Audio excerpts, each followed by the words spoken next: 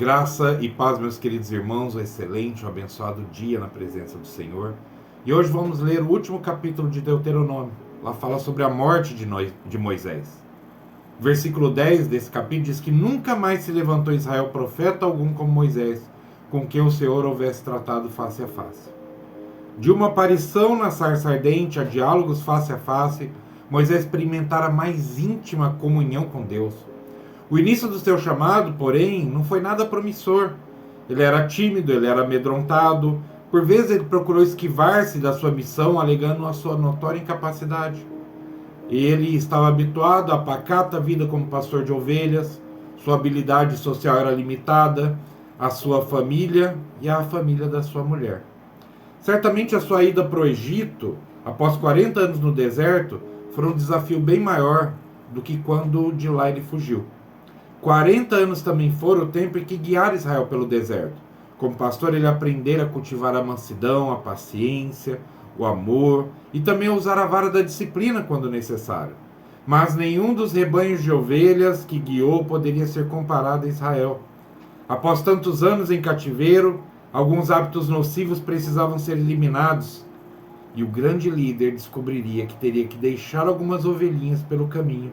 E que nem sempre o amor do pastor é suficiente para manter a salvo as ovelhas que decidem andar em apriscos diferentes. Que relacionamento pessoal e singular com Deus Moisés ele experimentou. Nem o seu pecado no deserto de Zin, que lhe tirou o direito de entrar em Canaã, lhe tirou o privilégio de continuar comungando da presença pessoal do Senhor. A sua desobediência não lhe permitiu entrar na terra prometida, mas o seu arrependimento, a sua submissão, lhe concedeu uma visão panorâmica de Canaã, na companhia do próprio Deus e de uma surpresa insuperável. Amparado por seu melhor amigo, o maior profeta de Israel, descansou. E assim como foi retirado do rio Nilo como uma vida terrestre, de propósitos grandiosos, no coração da terra o Senhor o ressuscitou para propósitos eternos. Na ocasião da transfiguração de Cristo, o próprio Moisés e também Elias apareceram falando com ele.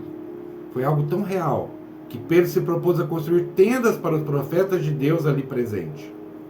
No livro de Judas, também encontramos a cena de um conflito entre Satanás e Miguel, que é Jesus, pelo corpo de Moisés, que indica que a sua ressurreição, o diabo reivindicou Moisés para si por causa do seu pecado.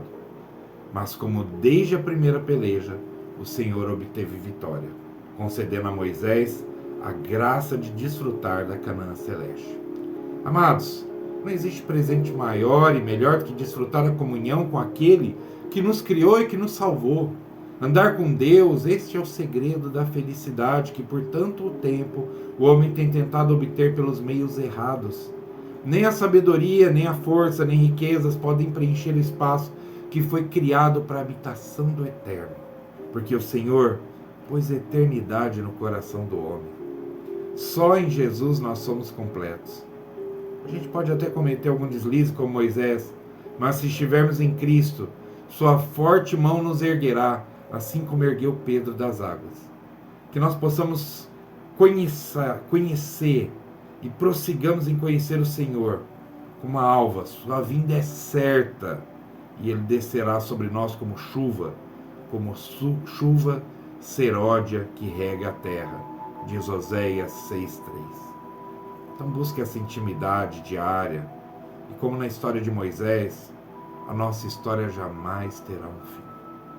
Um excelente dia na presença do Senhor.